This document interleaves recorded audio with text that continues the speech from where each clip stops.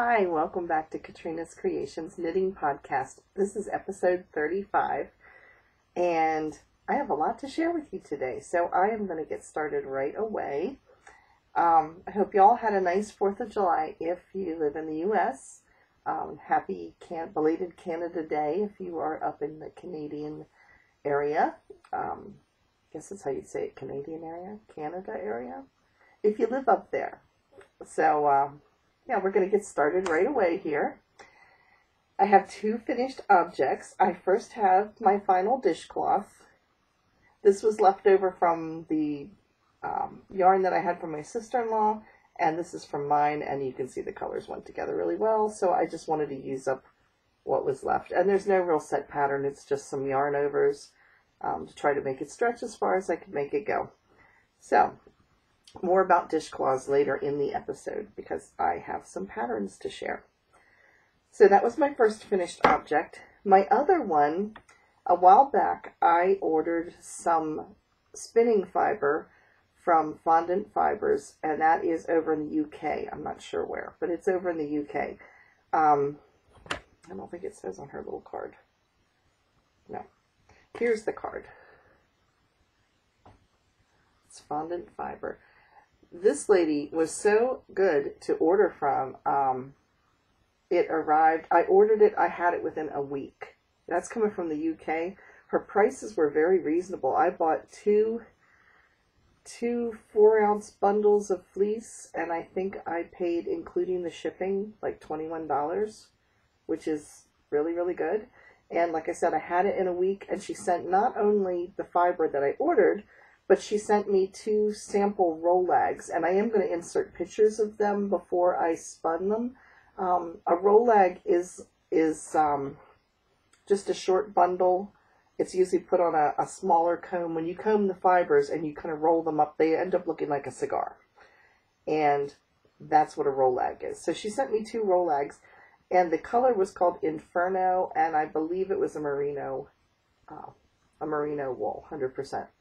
It was very soft, I know that, and the fiber that she sent me was extremely soft. It's some of the softest fiber I've ever fondled. But anyway, yeah, so I haven't spun it up yet, but I did spin the samples this week, and this is what it looks like. It looks orange in here. I don't know why my lighting does this, that it looks orange. It's not. It is almost like a it's called Inferno, and that's exactly what it kind of looks like. It's actually more red. I wish I could show you the real color coming through, but it just doesn't pick it up well. It almost looks like a campfire color. I mean, there's like it's mostly rusts. Like I said, it looks orange here, but it's mostly a rust color, and there's some browns in it, and some darker oranges, like burnt orange colors.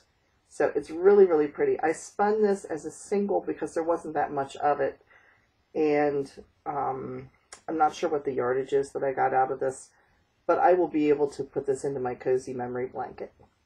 So, yeah, I did the spinning. I am not participating in the Tour de Fleece, even though I was spinning. Now, if you're wondering what the Tour de Fleece is, if you're a spinner or you watch some podcasts, you probably heard people talk about it. The Tour de Fleece runs at the same time as the Tour de France, or Tour of France, you know, the biking event. So instead of biking, you are spinning because you're pedaling your spinning wheel. And it runs the same time as the Tour de France, which is from July 1st until July 28th. And you can do it by yourself, or you can do it as, like with teams of 4 people. And you spin each day that the Tour de France is running. And like days when the bikers are having to do a different challenge, then that is the day that you do something that is challenging as a spinner. Maybe spin a different fiber that you haven't spun, or use a different technique than you've used before. So I don't know that there's any prizes for it. It's just for fun, and you see how much fiber you can spin during that period of time. I've never participated in it just because I didn't want to be under a lot of pressure. So I just was spinning because I wanted to. But anyway, that was what my 2 finished objects were this week.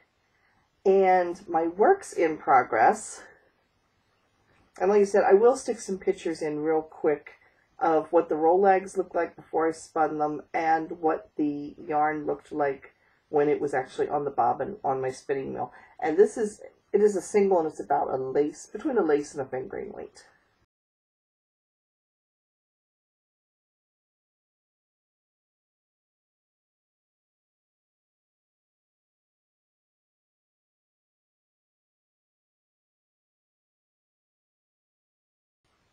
So, like I said, it's going to go into my cozy memory blanket. And here's the cozy memory blanket. It looks like a kite right now. As you can see, we roll back some. Here it is this way, and then I've got this long tail. And you may be thinking, why in the world do you have a funny long tail?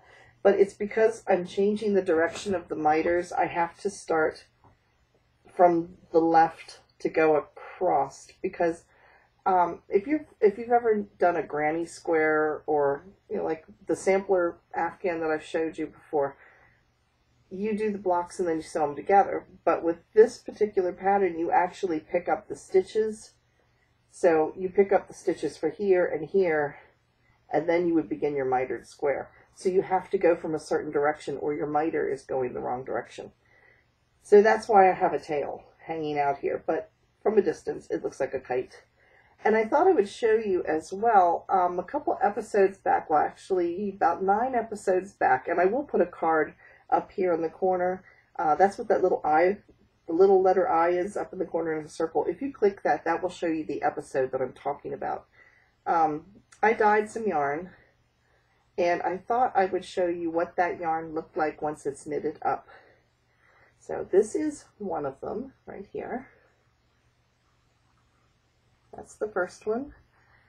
And here's one.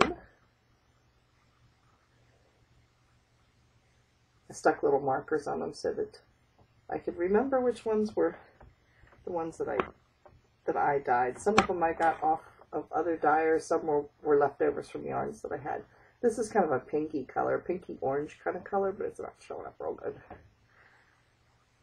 And here's another one. This is like baby colors. Kind of reminds me of confetti. And this bright yellow one. It's tonal. It doesn't look as tonal, but you can see a little bit, but it is tonal. And then there is a blue one. Stretching this thing all out of shape here. My favorite is the blue one. It looks a lot like the big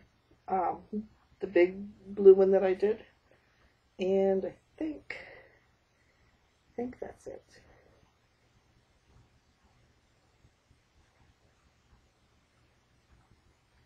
Yeah, I believe that's all of them, because I think there was 5 total. I still have some of these left. I'll probably get a second square out of them, but I thought I would show you. I've used all 5 of them now, so I thought I would show you what they look like, because they look so different in the balled up form, or in a hank like this. They look so different than they do once they're knitted together, so I thought I would share that with you.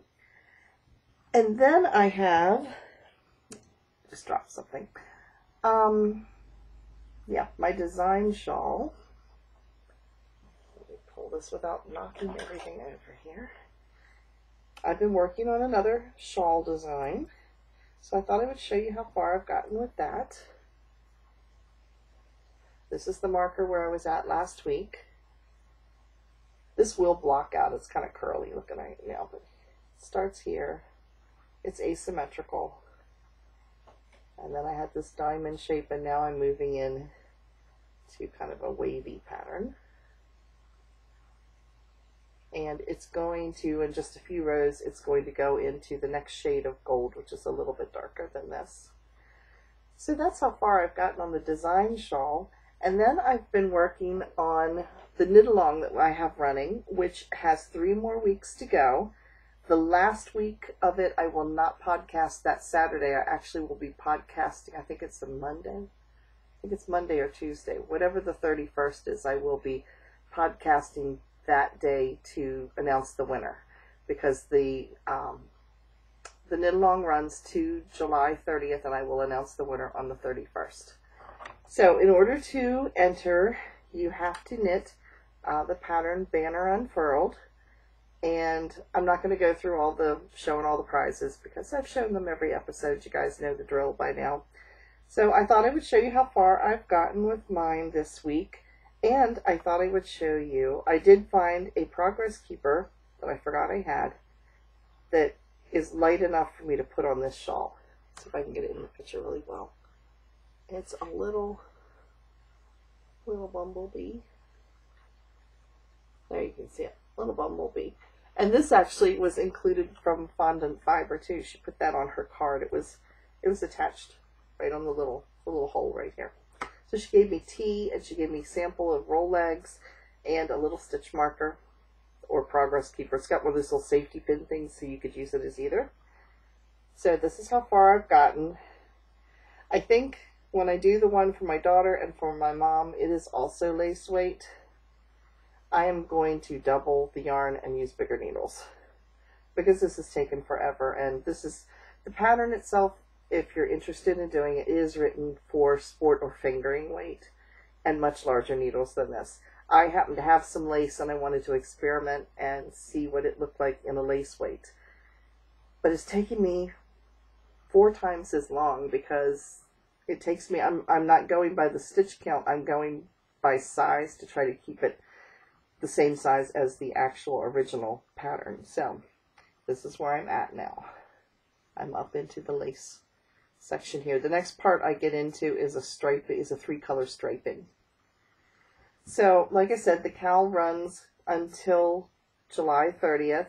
In order to enter, you just need to go over to Ravelry and click on my Ravelry groups. I will put it in the description box, so you can get a direct link right to it. I will also put a link to the pattern there. The pattern is $4, but if you use the coupon code KC20, capital K, capital C20, it gets you 20% off.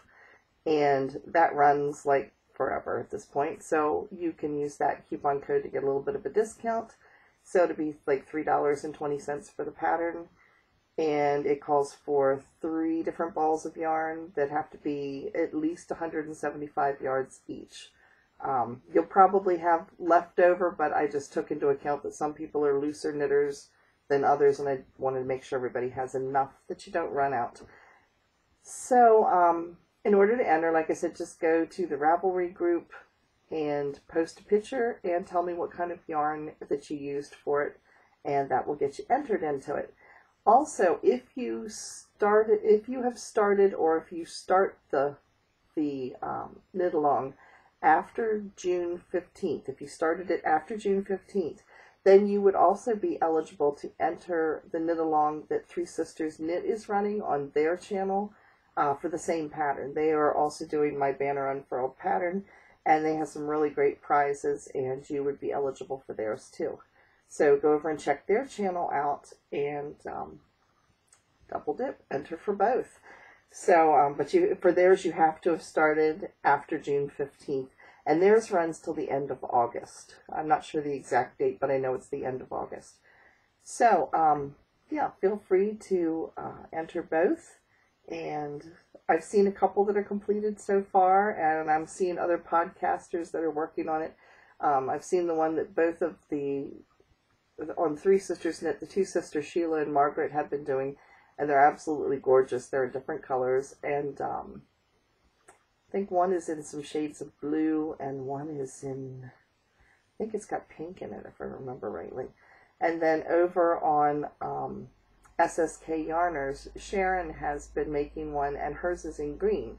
So it's been exciting to see it done in different colors and see what it looks like. So, yeah, so enter if you're interested. Like I said, there's 3 weeks left in my knit along, and that should be plenty of time to make it, unless you're doing it in lace like me. But if you're doing it in what it calls for, you should be able to get it done in about 1.5 weeks to 2 weeks total. It's a pretty fast knit. So the next thing I was going to talk about, we have looked at this yarn a couple of weeks now. It's called Wisterious, and I nicknamed it Weird Mysterious because I just kind of thought it was a strange color. As you can see, it's kind of got this kind of weird coloring right in here. And it's growing on me. It's growing on me, and I'll tell you why. I have always looked at this in the lighting up here in my craft room, which has fluorescent lighting. And I didn't care for it. As you can see, it's got some kind of weird brown colors in it. So I had it sitting on my coffee table down in my living room, which is where I normally knit. And it was sitting right in front of my living room window. I've got a big living room window. And the sun started coming in. And I had the yarn sitting there because I was going to take it to knit night because I had told them about it. And they were like, oh, bring it in so we can see it. So it was sitting there, and the sun came in and hit this. And it was like, all of a sudden, it was like, oh, wow. That's really kind of pretty when the sun hits it. It just made it look totally different than it looks when you're seeing it up here. It's sort of like when I show things on the monitor here, and I'll tell you, it's actually rust color, and it looks orange for what you guys are looking at. And blues tend to wash out, and instead of looking like the turquoise they maybe are, they come out looking funny green or a sky blue. It has to do with the recording and the camera and the monitor and the lighting that you've got. The same thing happened with this yarn. It was sitting there, and I'm looking at it, it was like, that really kind of looks pretty once it's, when the sun hits it, and then I could see some of the colors. So I took it to knit night, and we were looking at it, and actually, the owner of the yarn shop is also an artist, and she was telling me, she said it looks like when they put the two complementary colors together, which are the yellow and the purple, that they muddied right in the middle where they joined, and that's what's caused this kind of brownish look right in here. It's kind of like a washed out yellowy purple is the only description. Yeah, there you can see it really, really well. It's definitely different. But we were talking, one of the other ladies there, and she and I both came to the conclusion that if this was knitted up in something very plain like garter or stockinette stitch, this actually might be really pretty as a shawl. And there is over 400 yards here, so it is definitely, something that could be done like a cowl or a shawlette maybe, something like that. So I think I'm going to give it a try eventually. I was originally going to over dye it, and then, like I said last week, I got to thinking it's got silver in it. It has stellene. It has stellina, but in the like the ingredients, I don't know the fiber content. Yeah, that's the word. In the fiber content, it actually said silver. So when I dye, I set my dyes in the microwave. Yeah, it wouldn't work in the microwave without, it would probably blow my microwave up because it would shoot sparks off. So we don't want to do that. So I think I looked into other ways to over dye this that I could just use by heat or by putting, like by putting in the oven or putting in a boiling pot. And, that was a definite possibility. But the more I'm looking at this, I actually am starting to like this. It's just something a little bit different, and it's something that I think needs to be standalone, and it cannot be a busy pattern. I've made that mistake before when I've had a busy patterned yarn, and then I made a busy patterned shawl out of it, and it was just too much.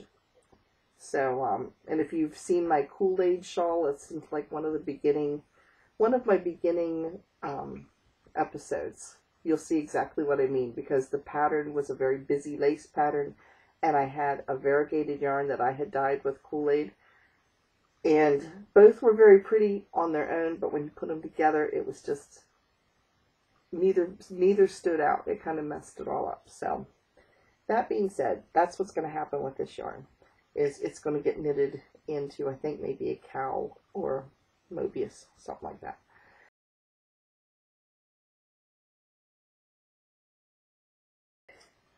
Last week I talked about a stocking hat that I had seen that was really cute called Sheep Love Hat. I think it was the Sheep Love Hat.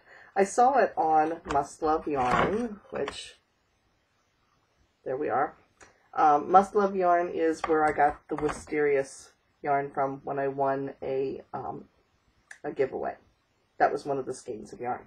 So anyway, they were talking about this hat, and it was absolutely adorable, and it was a little stocking hat and had this little band around it that had little sheep on it. I bought stuff to make little sheep. I don't know if I'm going to make the hat. I might just make little sheep, because me and stockinette hats don't work well, or stocking hats don't work well. I don't like elasticy things around my head. So, like I said last week, it squishes my brain, I think.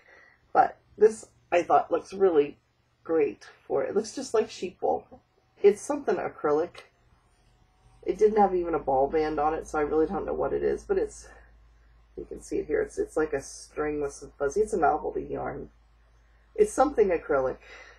But it looks just like sheep wool, and it even has some of the yellow colors in it. And then this is a mohair. And I was going to do their face with this, so it still looks fuzzy. So I think I'm going to make a little stuffed animal or something out of that. I just saw it and it looked like it'd be fun to play with. So that was my one acquisition this week. Then I got, at work, I was looking around at knitted, you know, I've been into knitting dishcloths yet because they're like the perfect purse knitting. I can just throw in my pocketbook and they don't take up much space. I used to be doing my cozy memory blanket that way, but it's gotten too big to put into my pocketbook, so that's been my purse knitting lately. So I was looking at different patterns for dishcloths, just for something different, and I ran across this DVD. It's called 10 Knitted Dishcloths.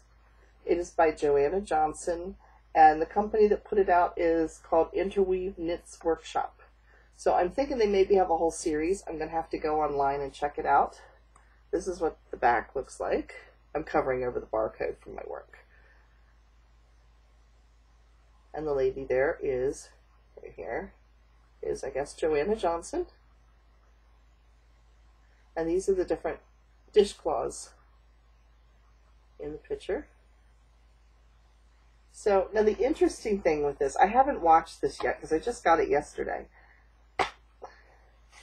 There's no pattern inside, so I'm assuming, it doesn't say anywhere on here, but I'm assuming that it's going to give you a website to go and get a free download, because otherwise it doesn't do you a whole lot of good without a pattern. So I'm assuming that when you watch this that it includes a download that you can get to these patterns. So I'll have to let you know after I watch it. So, but anyway, I got that from the library, and then I printed off a couple of patterns that I liked, because dishcloths are cheap to make. I mean, they really are. The ones I've been using are the, I think it's called Sugar and, is it Peaches and Cream or Sugar and Spice? It's the cotton stuff that you can get at like any craft place.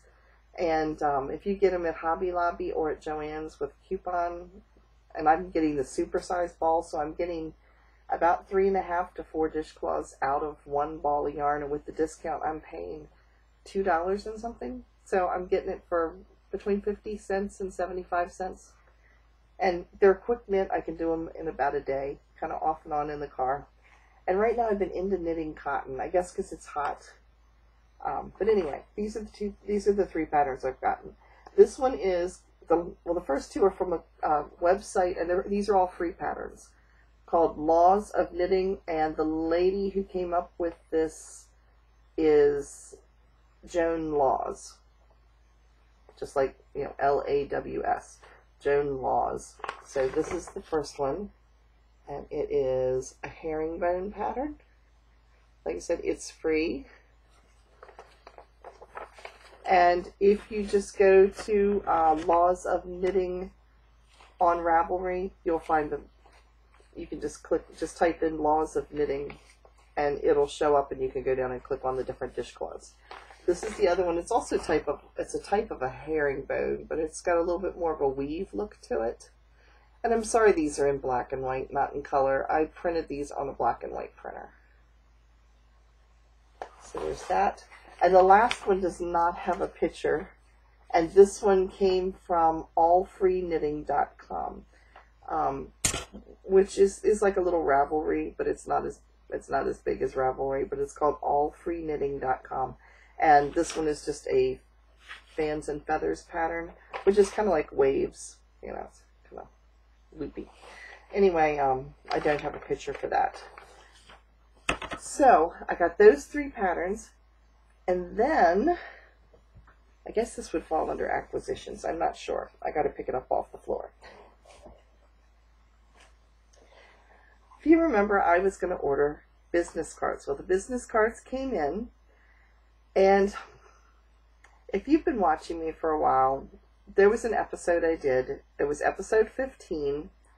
It was called I Am a Pyro Bride, and I talked about my wedding and when I caught my veil on fire during my wedding and all the different crazy things that have happened with weddings.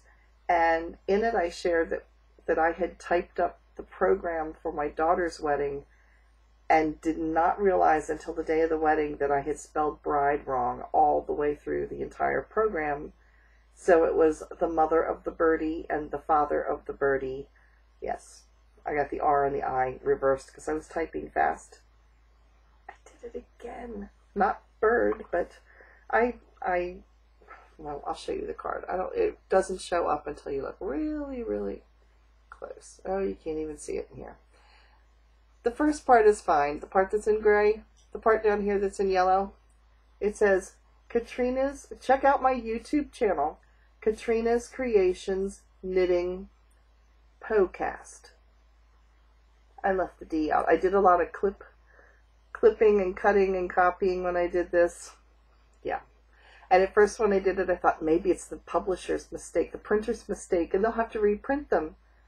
No, I went and looked at my original. It was all me. It was my fault. So, yes, we have Katrina's Creations Knitting Pocast. Really? Can't believe I did that. But thankfully, it's not overly noticeable because it's in a yellow border. So, maybe if you just look quick, nobody will notice. But there is my business cards. My Etsy shop is not on there because my Etsy shop is kind of in flux right now. There's stuff in there, but I'm not sure if it's going to get renewed or not. It really just isn't having that much. It's costing me more to keep the site up than it is with the selling and stuff. So, and I really haven't had time to make things to sell right now. So, not sure. So because I was not sure, I did not put my Etsy shop on here. But if you're interested, my Etsy shop is in the description box below. And there is a sale on there because, like I said, I'm kind of sorting through a lot of the stuff that's on there and deciding whether it's going to get relisted or not. So that is it for today. I do have some exciting stuff for next week. I got notified that my next knit crate has been shipped. So I will be filming when that comes in. I will do an unboxing online so you guys can see it too. Although I'll probably cheat and open it ahead of time because I'm like a kid at Christmas when it comes to yarn and I want to see what it is. But I will film it while I'm opening it and insert it. So that's it for this week, and I will see you again next week. And thanks again for watching. If you enjoyed this, give me a thumbs up. If you have not subscribed and would like to be notified of when each of my podcasts goes up, I usually put them up on a Saturday. So, but if you click the subscription button down below, you will get notification of that. So, yeah, come and join us and join my Ravelry group so we can all chat back and forth. And if you've enjoyed it or you've got suggestions, leave a comment down below.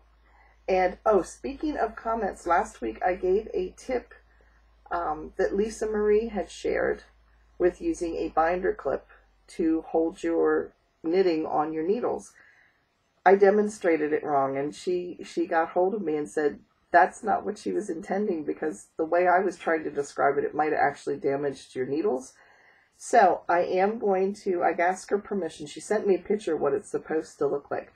So I am going to insert a picture of what she was meaning when she told me to use a binder clip. So I'm going to put the picture in so you can see it, but it's actually clipped more like to the cords themselves. So that is a correction on one of the tips, and I guess that's it for this week. So I will see you again next week. Thanks again for watching. Bye-bye.